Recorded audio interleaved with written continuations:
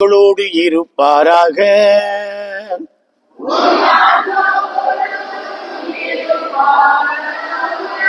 Mark எழுதிய தூய நற்செய்தியில் இருந்து வாசகம்.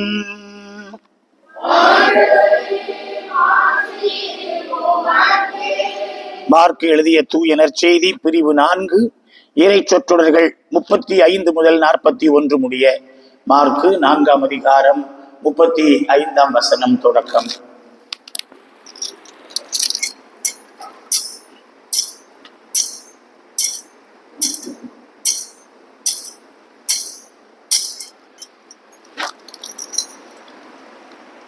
ஒரு நாள் மாலை நேரம் இயேசு தம் சீடர்களை நோக்கி, அக்கறைக்கு செல்வோம் வாருங்கள் என்றார். அவர்கள் மக்கள் கூட்டத்தை அனுப்பிவிட்டு படகில் இருந்தவாறே அவரை கூட்டிச் சென்றார்கள். வேறு படகுகளும் அவருடன் சென்றன. அப்பொழுது ஒரு பெரும் புயல் அடித்தது. அலைகள் படகின் மேல் தொடர்ந்து மோத அது தண்ணீரால் நிரம்பிக் கொண்டிருந்தது. அவரோ படகின் பிற்பகுதியில் தலையணை வைத்து தூங்கிக் கொண்டிருந்தார். அவர்கள், போதகரை சாகப் போகிறோமே, உமக்கு கவலை இல்லையா என்று சொல்லி அவரை எழுப்பினார்கள். இயேசு விழித்தெழுந்து காற்றை கடிந்து கொண்டார். கடலை நோக்கி, இறையாதே, அமைதியாயிரு என்றார். காற்று அடங்கியது. மிகுந்த அமைதி உண்டாயிற்று. பின் இயேசு அவர்களை நோக்கி, ஏன் அஞ்சுகிறீர்கள்? உங்களுக்கு இன்னும் நம்பிக்கை இல்லையா என்று கேட்டார். அவர்கள் பேரச்சம் கொண்டு, காற்றும் கடலும் இவருக்கு கீழ்ப்படுகின்றனவே, இவர் யாரோ என்று ஒருவரோடு ஒருவர் பேசிக்கொண்டார்கள். ஆண்டவரின் அருள்வாக்கு.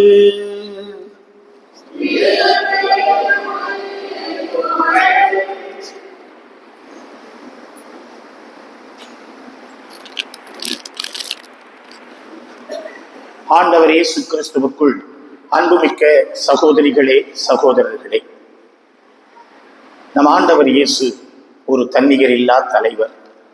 நம் ஆண்டவர் இயேசு நோயின் மீது ஆற்றல் உடையவர், பேயின் மீது அதிகாரம் உடையவர். இயற்கையின் மீதும் அவருக்கு ஆற்றல் உண்டு. மேலும் அவர் சாவின் மீதும் அதிகாரம் உடையவர்.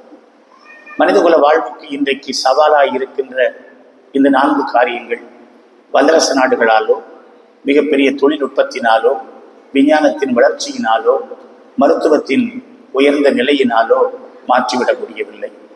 இன்றைக்கும் மனிதகுலம் நோய், பேய், இயற்கையின் சீற்றம், சாவு இவற்றினால் அது அலைக்கழிக்கப்படுகிறது. மனிதகுலத்திற்கு இவை சவாலாய் இருக்கின்றன.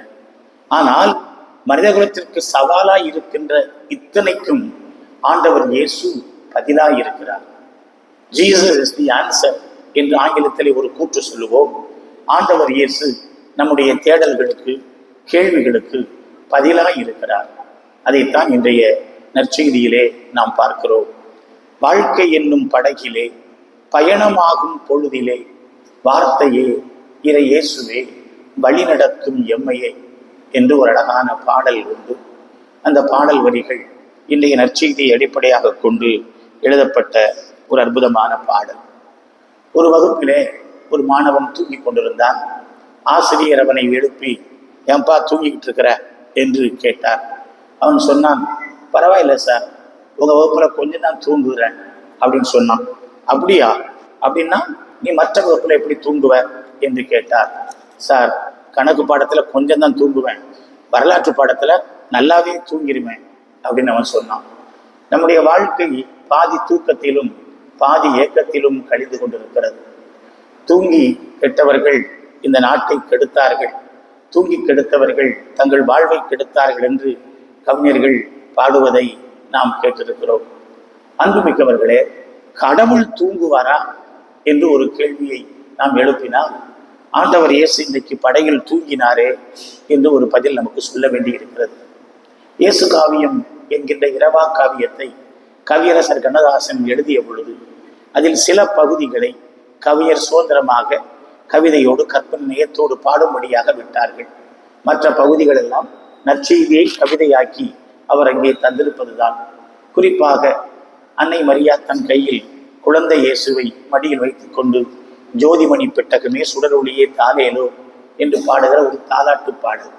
மிக அழகாக பழைய ஏற்பாட்டு பின்னணியெல்லாம் உள்ளடக்கி கவிஞர் அதிலே வார்த்தைகளை விளாசி தள்ளி இருப்பார். அதை போல மலைப்பொழிவு அதில் அர்த்தங்களை கொடுத்து அவர் எளிய மனத்தோர் பேறு பெற்றோர் என்று ஆரம்பித்து எளிய மனம் என்றால் என்ன, இறக்க மனம் என்றால் என்ன என்று ஒவ்வொன்றுக்கும் அவருடைய கண்ணோட்டத்தில் விளக்கம் கொடுத்து பாடியிருப்பார். அதுவும் அழகு, அருமை.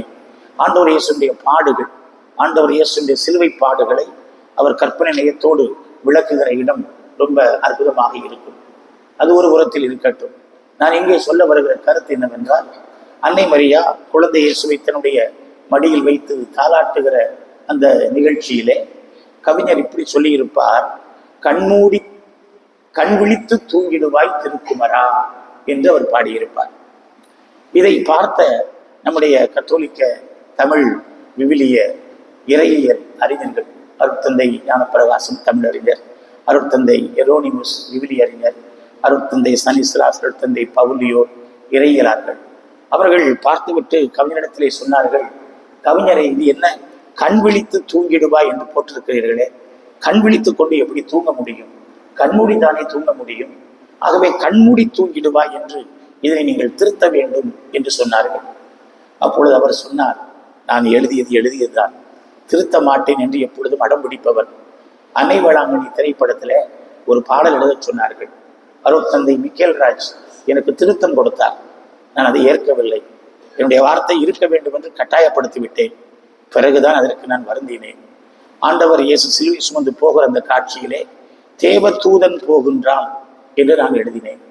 அருட்தந்தை மிக்கேல்ராஜ் சேசவை இடத்திலே சொன்னார், தேவ தூதன் என்பது அது சமரசுக்களை கடவுளிலிருந்து புறப்பட்டு வருகிற தூதர்களை குறிக்கிறது.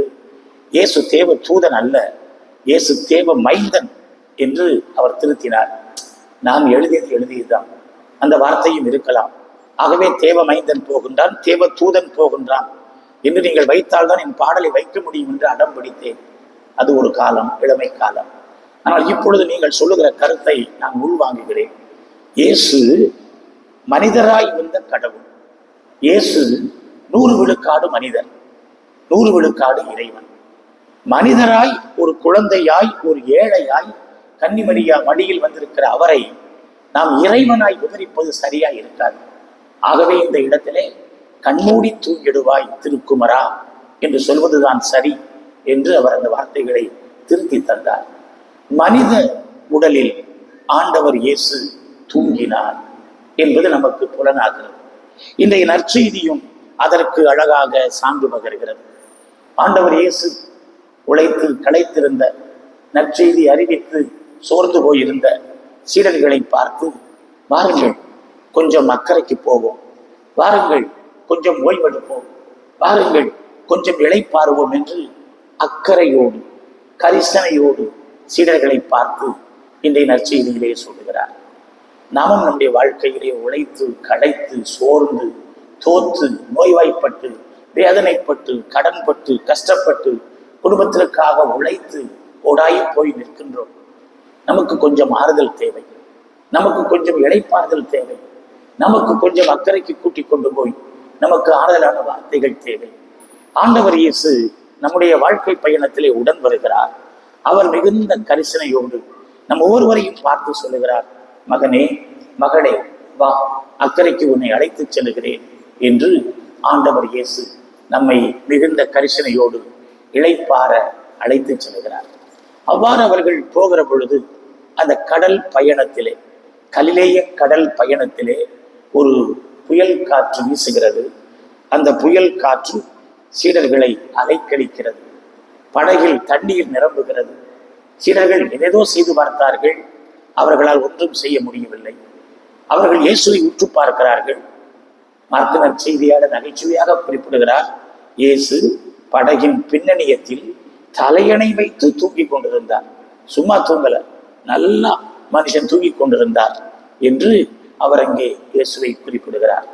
சீடர்களுக்கு ஒரு ஆச்சரியம், சீடர்களுக்கு கோபம், சீடர்களுக்கு விரக்தி, சீடர்களுக்கு ஏமாற்றம், சீடர்களுக்கு மனதிற்குள்ளே பெரிய பெரிய ஒரே கேள்விகள். ஆகவே அவர்கள், போதகரே சாக போகிறோமே, உமக்கு கவலை இல்லையா என்று அவரை பார்த்து கேட்டார்கள். போதகரே சாக போகிறோமே, கவலை இல்லையா என்று இயேசுவை பார்த்து கேட்டார்கள். இயேசு விழித்தெழுந்தார் என்று நாம் பார்க்கிறோம். ரொம்ப அழகாக இருக்கிறது. ஒரு பேருந்தில் நடத்துனர் தூங்கிவிட்டால் எல்லாருக்கும் கொண்டாட்டம். என்ன கொண்டாட்டம்? அவர் நம்மகிட்ட வந்து டிக்கெட் கேட்க மாட்டார். ஆகவே நாம் டிக்கெட் எடுக்க வேண்டாம், நமக்கு நல்ல லாபம். ஆனால் ஓட்டுநர் தூங்கிவிட்டால் எல்லாரும் டிக்கெட் எடுக்க வேண்டியதுதான். நம்முடைய வாழ்க்கை பயணத்தில ஆண்டவர் தூங்கிவிட்டால் என்னவாகும்? ஆண்டவர் தூங்கக்கூடாது. திருப்பாடல் 121 இப்படியாக நமக்கு சொல்லித் தருகிறது. இஸ்ரேலின் கடவுள் கண்ணயர்வதும் இல்லை, அவர் உறங்குவதும் இல்லை. அவர் நம்மை பாதுகாக்கிறார், அவர் நம்மோடு இருக்கிறார், அவர் நம்மை வழிநடத்துகிறார் என்று திருப்பாடல் 121 சொல்லித் தருகிறது. கடவுள் உறங்குவதில்லை என்பது உண்மை என்றாலும் ஒரு மனித உடலிலே வந்திருக்கிற இயேசு குழந்தையாய் தூங்கினார். அவர் பணியின் களைப்பால் அவர் தூங்கினார் என்பது இயேசுவை முழு மனிதனாக நமக்கு சித்தரிக்கின்ற ஒரு அருமையான உருவகமாய் அமைந்திருக்கிறது. ஆகவே இயேசு விழித்தெழுகிறார். விழித்தெழுந்து காற்றையும் கடலையும் அவர் கடிந்து கொள்ளுகிறார். இறையாதே, அமைதியாயிரு என்று சொல்லி காற்றையும் கடலையும் இயேசு அடக்குகிறார். அன்புமிக்கவர்களே, இயேசு மனித குலத்திற்கு சவாலாய் இருக்கின்ற நோயின் மீது ஆற்றல் உடையவர், பேயின் மீது அதிகாரம் உடையவர், இயற்கையின் மீது ஆற்றல் உடையவர், சாவின் மீதும் அதிகாரம் உடையவர். இதை போன்ற ஒரு தானை தலைவனை, தன்னிகர் இல்லா ஒப்பற்ற தலைவனை இந்த பூமி கண்டதில்லை. ஆம், அவருக்கு அந்த கடலின் மீது, கடலில் எழுப்புகிற புயலின் மீது அதிகாரம் இருந்தது. இது கலிலேயா கடலில் நடக்கிற நிகழ்ச்சி. கலிலேயா கடல் என்பது கடல் அல்ல, அது ஒரு பெரிய ஏரி. 22 கிலோமீட்டர் நீளமும் 16 கிலோமீட்டர் அகலமும் கொண்ட ஒரு பெரிய ஏரி. மனியாஸ் எனப்படுகிற ஒரு பாறை, அந்த பாறையின் உள்ளிருந்து புறப்பட்டு வருகிற தண்ணீர் யோர் தான் என்று 2 ஆறுகளாக ஓடி வந்து இந்த கலிலேயாவில் கலக்கிறது. கலிலேயா கடலில் அல்லது ஏரியில் இருக்கிற இந்த தண்ணீர் முழுக்க முழுக்க நல்ல தண்ணீர். நிறைய மீன்கள் உண்டு. அதை சுற்றிலும் நிறைய கிராமங்கள் இருக்கின்றன. ஆண்டவர் இயேசு இந்த கலிலேய பகுதியை தான் தன்னுடைய நற்செய்தி பணிக்கான களமாக தேர்ந்து கொண்டார். அவர் பெத்லகேமில் பிறந்தார், நாசரேத்தில் வளர்ந்தார், 30 ஆண்டு வரை நாசரேத்தில் இருந்தார். ஆனால் பணி வாழ்வுக்கு கலிலேய கரையில் இருக்கின்ற கப்பர்நகூமை அவர் தன்னுடைய தலைநகராக, சொந்த ஊராக மாற்றிக்கொண்டார் என்று குறிப்பிடுவார் மார்க்கு நற்செய்தியாளர். ஆக இந்த கலிலேய கடலை சுற்றி சுற்றித்தான் அவருடைய பணி வாழ்க்கை அமைந்திருந்தது. ஒரு வரைபடம் போட்டு பார்த்தால் இதை சுற்றித்தான் ஆண்டவர் இயேசு பணிகளை எல்லாம் செய்து கொண்டிருப்பார். இந்த கலிலேய கடலுக்கு 3 பெயர்கள் இருந்தன. கலிலேய கடல் என்பது பழமையான பெயர். அது பார்ப்பதற்கு ஒரு புகைப்படம் எடுத்தால் ஒரு இசைக்கருவி போல இருக்கும், இசைக்கருவின் தோற்றமாய் இருக்கும். ஆகவே கென்னசரத் ஏரி, கென்னத் ஏரி என்று அதற்கு பெயர் சூட்டியிருந்தார்கள். அது அதற்கு ஒரு செல்ல பெயராக இருந்தது. பேரரசர் ஏரோது தன்னுடைய ஆட்சி காலத்திலே திபேரியூஸ் எனப்படுகிற அரசனை, ரோமை பேரரசனை, சீசரை திருப்திப்படுத்த அவர் பலஸ்தீன நாட்டுக்கு வந்த பொழுது அவருடைய பெயரால் இந்த இடத்தில் ஒரு புதிய நகரத்தை நிர்மாணித்து அந்த நகரத்திற்கு திபேரியா நகரம் என்று பெயர் சூட்டினார். அப்பொழுது இந்த கடலுக்கு இருந்த பெயரை மாற்றி இது திபேரியு கடல் என்று அந்த அரசனுடைய பெயரை சூட்டினார். ஆகவே விவிலியத்தில் நாம் 3 பெயர்களில் இந்த கடலை பார்க்கிறோம். இந்த கடலை சுற்றி பெரிய மலைகள் அல்ல, ஆனால் சிறிய குன்றுகள் போன்ற அமைப்புகள் இருக்கின்றன. அதனுடைய வடகிழக்கு பகுதியிலே சிரியா நாடு இருக்கிறது. கோலான் ஹைலைட்ஸ் என்று சொல்லுவார்கள். கோலான் குன்றுகள் சற்று உயரமாக அங்கு இருக்கிறது. இன்றைக்கு இஸ்ரேல் நாடு அந்த பகுதியை ஆக்கிரமித்து தன்னுடைய கட்டுப்பாட்டுக்கு கீழே வைத்திருக்கிறது. சிரியா நாட்டினர் அங்கிருந்து குண்டுகள் வீசி அல்லது இந்த தண்ணீரை அழுக்காக்குவதற்காக, விஷமாக்குவதற்காக பல விஷமத்தனங்களை செய்கிற காரணத்தினால் அந்த பகுதி முழுவதையும் தங்களுடைய கட்டுப்பாட்டிற்கு கீழே இன்றைக்கு வைத்திருக்கிறார்கள். வடகிழக்கு பகுதியிலே கொஞ்சம் மலை போன்ற, குன்று போன்ற பகுதி இருக்கிறது. அதனுடைய மேற்கு பகுதியிலே 2 குன்றுகள் போன்ற பகுதி இருக்கிறது. அந்த 2க்கும் இடையிலே கணவாய் போன்ற ஒரு இடைவெளி இருக்கிறது. மத்திய தரைக்கடலில் இருந்து காற்று எழும்புகிற பொழுது அந்த காற்று உள்ளே வந்து இந்த கணவாய் வழியாக நுழைந்து வருகிற பொழுது கலிலேய கடலிலே இங்கிருக்கிற கோலான் கூட்டுகளில் தடுப்பு ஏற்படுகிற காரணத்தினால் இந்த கடலிலே சில நேரங்களில் சுழற்சி, புயல், சூறாவளி போன்ற காற்றுகள் உண்டாகும். அப்பொழுது இந்த கடலிலே பயணிக்கிற படகுகள் தத்தளிக்கும். புனித நாடுகளுக்கு நான் 25 தடவைகள் சென்றிருக்கிறேன். ஒவ்வொரு தடவையும் இந்த கடலிலே படகு பயணம் நாங்கள் மேற்கொண்டிருக்கிறோம். சில நேரங்களிலே 2 மணி நேரம், 1 மணி நேரம், அரை மணி நேரம் என்று. ஒரே ஒரு முறைதான் ஒரு புயலிலே நாங்கள் மாட்டிக்கொண்டோம். எங்கள் மாலுமி மிகச்சிறப்பாக கையாண்டு பத்திரமாக எங்களை கரை சேர்த்தார். ஆகவே அதில் புயல் ஏற்படுவது என்பது ஒரு இயற்கையின் கொடை. யூதர்களிடையே ஒரு ஐதீகம் இருந்தது. என்ன ஐதீகம் தெரியுமா? இந்த கடலின் ஆழத்தில் சாத்தான் குடிகொண்டிருக்கிறான். இது சாத்தான் உறைவிடம். கடலுக்குள்ளேதான் அவன் தன்னுடைய தலைநகரை வைத்திருக்கிறான். ஆகவேதான் இன்னொரு புதுமையிலே பார்ப்போம், பேய்கள் சொல்லும், எங்களை பந்திகளுக்குள் அனுப்பி கடலுக்குள் தள்ளிவிடும், நாங்கள் உள்ளே போய் விடுவோம் என்று. இந்த கலிலேய கடலுக்குள்ளே 2000 பந்திகள் போய் செத்தன என்று நாம் அறிகின்றோம். ஆகவே அவர்களிடத்திலே ஒரு ஐதீகம் இருந்தது. பிசாசு, சாத்தான், அலகை இந்த இடத்திலே புயலை ஏற்படுத்தி நம்முடைய படகு பயணத்தை தடை செய்கிறான் என்கிற ஒரு கருத்தும் இருந்தது. ஆகவேதான் சீடர்கள் அங்கே சூறாவளியும் புயலும் காற்றும் எழுந்த பொழுது, ஐயோ போதகரே, நாங்கள் சாக போகிறோமே, உமக்கு அக்கறை இல்லையா, கவலை இல்லையா என்று சொல்லி அவர்கள் கேட்கிறார்கள். ஆண்டவருக்கு உண்மையிலேயே நம் மீது கவலை இல்லையா? அவர் கவலை இல்லாமல் இருந்தால் கரிசனையோடு அக்கறையோடு சீடர்களை பார்த்து, வாருங்கள் அக்கறைக்கு செல்வோம் என்று அழைத்திருப்பாரா? அவருக்கு நம் மீது கரிசனை. ஆனால் நம்முடைய வாழ்க்கையை அவர் சோதித்து பார்க்கிறார். நம்முடைய வாழ்க்கையை புடமிட்டு பார்க்கிறார். நன்றாக புடமிட்டால் தான் தங்கம் தங்கமாய் ஜொலிக்கும். நம்முடைய நம்பிக்கை அப்பொழுதுதான் ஒளிரும். ஆகவே நம்முடைய நம்பிக்கையை ஆண்டவர் இங்கே சோதித்து பார்க்கிறார். இந்த முடிவில் நாம் பார்க்கிற செய்தி என்ன? பின்பு இயேசு அவர்களை பார்த்து, ஏன் அஞ்சுகிறீர்கள்? உங்களுக்கு இன்னும் நம்பிக்கை இல்லையா? நம்பிக்கை இல்லையா? அதான் கேட்கிற கேள்வி. நம்பிக்கை இருந்தால் ஏன் பயப்பட வேண்டும்? வாழ்க்கையிலே இப்படிப்பட்ட புயல்கள் வரத்தான் செய்யும், பயப்பட தேவையில்லை என்று சொல்லுகிறார். ஆனால் இயேசு காற்றை அடக்கிவிட்டார், புயலை அடக்கிவிட்டார், கடல் ஒடுங்கிவிட்டது. இதை பார்த்து இவர் யாரோ, தன்னிகர் இல்லா தலைவர் இவர் யாரோ?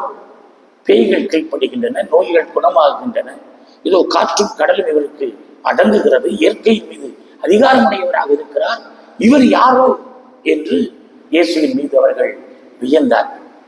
ஒவ்வொரு முறை திருப்பலிக்கு வருகிற பொழுதும், ஒவ்வொரு முறை இறைவார்த்தையை வாசித்து தியானிக்கிற பொழுதும் இப்படிப்பட்ட வியப்பை, இப்படிப்பட்ட ஆச்சரியத்தை நாம் பெற வேண்டும். இப்படிப்பட்ட பரவசத்தை இயேசுவிடம் நாம் பெற்றுக்கொள்ள வேண்டும்.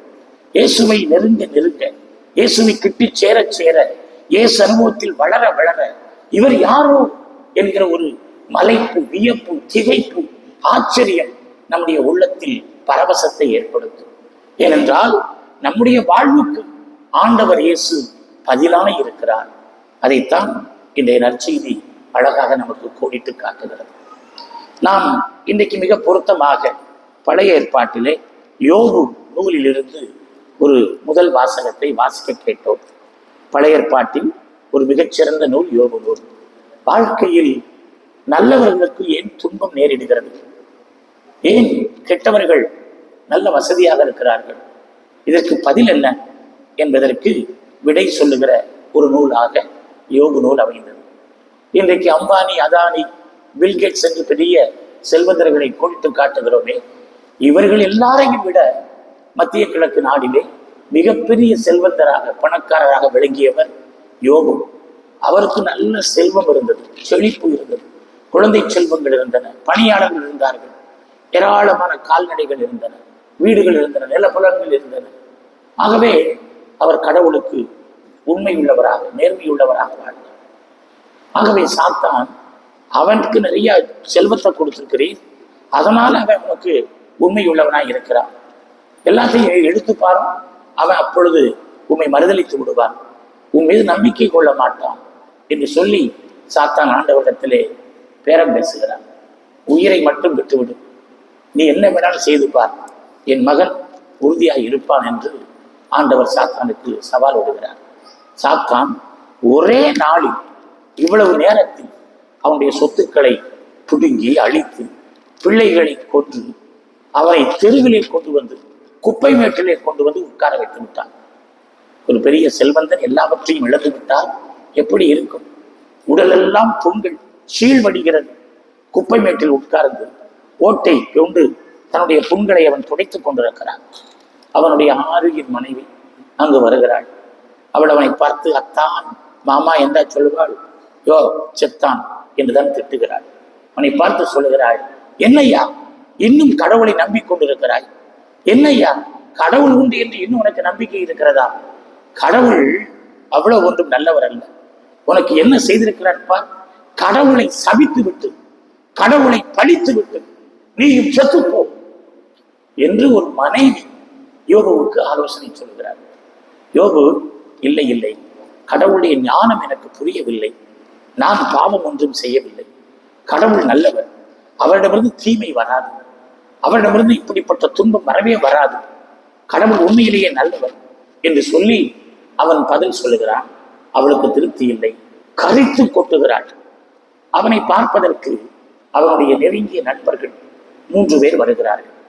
நண்பர்கள் ஆபத்திலே உதவ வேண்டும், நண்பர்கள் நல்ல கருத்துக்களை சொல்ல வேண்டும், நண்பர்கள் அந்த சூழலிலிருந்து விடுதலை பெறுவதற்கு அவருக்கு ஆலோசனைகள் வழங்குதல் வேண்டும்.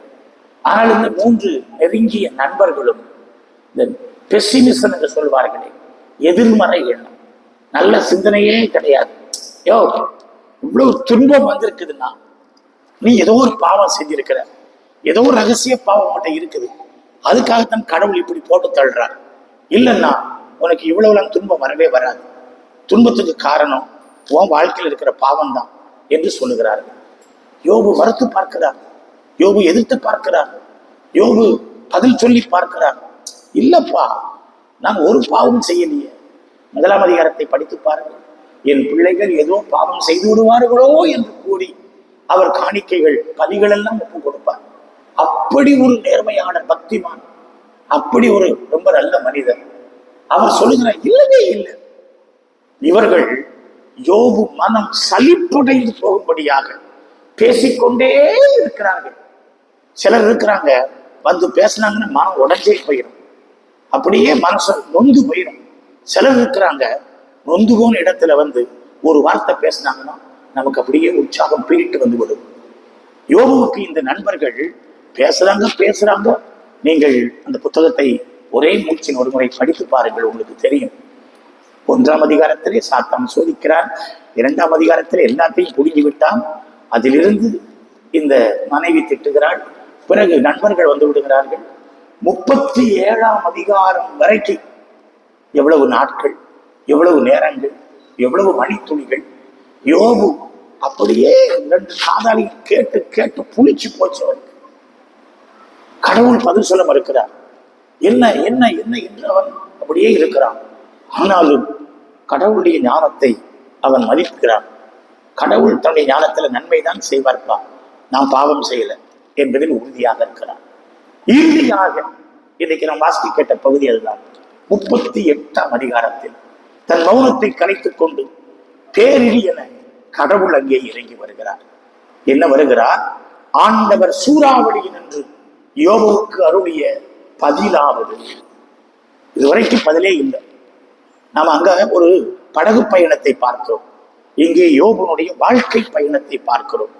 இந்த வாழ்க்கை பயணத்திலே பெரிய சூறாவளி, பெரிய கடல் காற்று, பெரிய தாக்கம், கொஞ்ச நஞ்சம் இல்லை, எல்லாத்தையும் இழந்து தெருவில் நிற்கிற, அதுவும் நோய்களோடு நிற்கிற, அதுவும் இப்படிப்பட்ட நண்பர்கள் மனைவியோடு சூழ்ந்து நொந்து போய் நிற்கிற ஒரு நிலை. ஆண்டவர் வருவாரா? காப்பாரா? பதில் சொல்லுவாரா? நீண்ட நாட்கள், எவ்வளவு நாள் பொறுமை என்று நினைத்து பாருங்கள். யோபு அதுவரை தாங்கினார். 38ஆம் அதிகாரத்துல ஆண்டவர் வருகிறார். ஆண்டவர் 3 அதிகாரங்கள் தான் பேசுவார். 38, 39, 40, அவ்வளவுதான். 41 கொஞ்சம் பேசுவார். அதன் பிறகு 42ஆம் அதிகாரத்தில் பதில் சொல்லுவார். ஆண்டவர் சொல்லுகிற வார்த்தைகளை பாருங்கள். வசனம் 2, அறிவற்ற சொற்களால் என் அறிவுரையை இருட்டடிப்பு செய்யும் இவன் யார்? முட்டாள்தனமா பேசிக்கிட்டு இருக்கிறானே, இவன் யாருப்பா? இவனுக்கு நண்பனா? இவனுக்கு ஃப்ரெண்டா? இவனுக்கு சிநேகிதனா?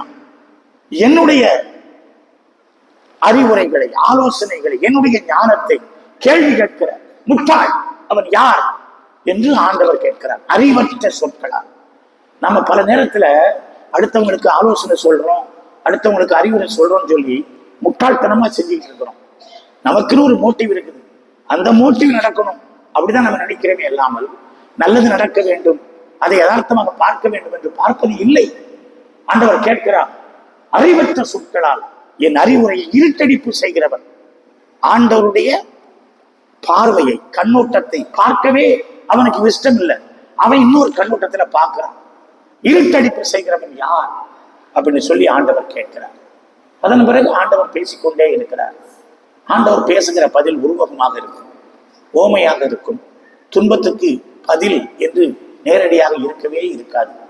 நீ உன் விழிகளை திறந்து உலகத்தை பார், பூக்களை பார், மான்களை பார், காடுகளை பார், மரங்களை பார், செடிகளை பார், மீன்களை பார், கொடிகளை பார். இப்படி விழிகளை திறந்து பார். கடவுள் என்னென்ன விதத்திலே பராமரிக்கிறார், என்னென்ன விதத்திலே கடவுள் இந்த உலகத்தை கலைநயமாய் வைத்திருக்கிறார். அப்படிப்பட்டவர் ஏ மனிதா, உன்னை மறந்து போய் விடுவாரா அப்படின்னு அவர் பேசுவது போல அது இருக்கும். ஆகவேதான் 42ஆம் அதிகாரம் வருகிற பொழுது யோபு ஆண்டவருக்கு பதில் மொழி பேசுவான். நீர் அனைத்தையும் ஆற்ற வல்லவர், நீர் சர்வ வல்லவர், அறிவேன் அதனை, நீ நினைத்த எதையும் தடுக்க இயலாது எனவும் அறிவேன். ஆண்டவரே, அறிவில்லாமல் நண்பர்கள் பேசிவிட்டார்கள், அவர்களை மன்னியும் என்று அவர்களுக்காக மன்னிப்பு வேண்டுவார். ஆண்டவர் யோபுவுக்கு 2 மடங்கு ஆசீர் கொடுப்பார். ஏனென்றால் சோதனை, வேதனை, புயல், காற்று, இப்படிப்பட்ட நெருக்கடிகள் வருகிற பொழுது அதில் நிலைத்து நிற்கிறவன் தான், மனம் தளராமல் ஆண்டவர் மீது நம்பிக்கை கொள்கிறவன் தான் அப்படிப்பட்ட ஆசீரை பெற்றுக் கொள்வார். ஆகவேதான் ஆண்டவர் சொல்லுகிறார், ஏன் அஞ்சி சாகிறீர்? நம்பிக்கை இல்லையா? கூட இருக்கிறது யார்? தெரிய வேண்டாமா? எப்படிப்பட்ட புதுமைகள் நடந்திருக்கின்றன புரிய வேண்டாமா என்று அங்கே கேட்கிறார். இங்கேயும் அதை புரிந்து கொண்டவன் சொல்லுகிறார், ஆண்டவரே, நீர் சர்வ வல்லவர், அனைத்தும் செய்யும் ஆற்றல் மிக்கவர். நான் அதை புரிந்து கொண்டேன். ஆண்டவர் யோபுவுக்கு எல்லா செல்வங்களையும் திருப்பி கொடுத்தார். அருமையான பிள்ளைகள் அவருக்கு பிறந்தார்கள். அதை போல உலகத்தில் அழகிகள் கிடையாது. நம்ம ஐஸ்வர்யா அழகி, அவ அழகி, இவ அழகி என்று சொல்லுகிறோம். ஆனால் இதை போன்ற அழகிகள் கிடையாது என்று பதில் இருக்கிறது. எனக்கு ஏன் இந்த பகுதி ரொம்ப பிடிக்கும் அப்படின்னா, அவருக்கு அதன் பிறகு 3 பிள்ளைகள் பிறந்தார்கள் என்கிற குறிப்பு இருக்கிறது. மூத்த மகளுக்கு எமிமா என்றும், 2ஆம் மகளுக்கு கெட்டிசியா என்றும், 3ஆம் மகளுக்கு கெரேனா பூக்கு என்றும் பெயரிட்டார். எங்க அம்மா குடும்பத்துல, இந்து குடும்பத்திலிருந்து கிறிஸ்தவத்துக்கு வர்றாங்க. வருகிற பொழுது 3 பிள்ளைகள். எங்க மூத்த பெரியம்மாவுக்கு பேரு எமிமா, எங்க அம்மாவுக்கு பேரு கெட்டிசியா, எங்க சித்திக்கு பேரு அவங்க அப்பூக்கு, கெரேனா பூக்கு, இந்த பெயரை சூட்டினார்கள். ஆகவே இந்த கதையை சொல்லி சொல்லி எங்க அம்மா மகிழ்வார்கள். கடவுள் இருக்கிறார், கடவுள் நம்முடைய வாழ்க்கை பயணத்தில் உடன் வருகிறார். கடவுள் இல்லாதது போல், கடவுள் செத்து விட்டது போல், கடவுள் தூங்கி விட்டது போல், கடவுளே எங்கோ ஒளிந்து கொண்டது போல் சில நேரங்கள் நமக்கு தென்படலாம். ஆனால் இல்லவே இல்லை. நாம் பொறுமையாக, நம்பிக்கையில் உறுதியாக நாம் இருப்போமே என்றால் நாம் மேலான ஆசிரியரை பெற்றுக் கொள்வோம். சீடர்களுக்கு அன்றைக்கு ஒரு படிப்பினை. யார் இவரோ? யோபுவுக்கு படிப்பினை, இழந்ததை எல்லாம் 2 மடங்கு பெற்றுக்கொண்டார். நமக்கு தேவை அப்படிப்பட்ட பொறுமை, நமக்கு தேவை அப்படிப்பட்ட நம்பிக்கை, நமக்கு தேவை கடவுள் என்னோடு இருக்கிறார் என்கின்ற அந்த நிலையான உறுதி. இன்றைய 2ஆம் வாசகமும் ஒரு அழகான வாசகம். பவுலடியார் தன்னுடைய அனுபவத்தை சொல்லுகிறார். கிறிஸ்துவின் பேரன்பே எங்களை வழி நடத்துகிறது. கிறிஸ்துவின் பேரன்பே எங்களை வழி நடத்துகிறது. அவர் சொல்லுகிறார், பாருங்கள், கிறிஸ்துடைய பேரன்புக்கு ஈடு இணை எதுவும் கிடையாது. சொல்லிவிட்டு சொல்லுவார், இனிமேல் நாங்கள் எவரையும் மனித முறைப்படி மதிப்பிடுவதில்லை. முன்பு நாங்கள் கிறிஸ்துவையும் மனித முறைப்படிதான் மதிப்பிட்டோம், இனி அவ்வாறு செய்வதில்லை. கிறிஸ்துவை இந்த உலகத்தின் ஒரு தலைவராக, புரட்சியாளராக, சீர்திருத்தவாதியாக பார்க்கிற ஒரு பார்வை நிறைய இடத்துல இருக்கிறது. ஆனால் அது ஒரு உலக பார்வை. கிறிஸ்துவை எவ்வாறு அல்ல, அவர் நம்மை கைவிடாதவர், கண்ணுறங்காதவர், உடன் இருக்கிறவர், தூங்கினாலும் நம்மை அவர் பார்த்து கொண்டே இருக்கிறவர், வழி நடத்துகிறவர், நம்முடைய பொறுமைக்கும் நம்முடைய ஆழமான நம்பிக்கைக்கும் பதில் தருகிறவர். அப்படி நீங்கள் பொறுமையாய் நம்பிக்கையாய் வாழ்க்கை பயணத்தை தொடருங்கள். கடல் பயணம் போன்றது நம்முடைய வாழ்க்கை பயணம், பாலைநில பயணம் போன்றது நம்முடைய வாழ்க்கை பயணம், யோபுவினுடைய பயணம் போன்றது நம்முடைய குடும்ப பயணம். அதில் புயல்கள் வரலாம், அதில் காற்றுகள் அடிக்கலாம், அதில் கடல் அலைகள் எழலாம், ஏன் நம்முடைய குடும்பமே மூழ்கி விடுவது போல் நமக்கு துன்பங்கள் வரலாம். ஆனால் ஆண்டவர் நம்மை கைவிடுவதில்லை. உங்கள் கவலைகளை அவரிடம் விட்டுவிடுங்கள், அவர் உங்களுக்கு பார்த்துக் கொள்வார் என்று பேதுரு சொல்லித் தருகிறாரே. உங்கள் கவலைகளை அவரிடத்தில் நாம் விட்டு நாம் நம்பிக்கையோடு வழி நடப்போம். ஆமென்.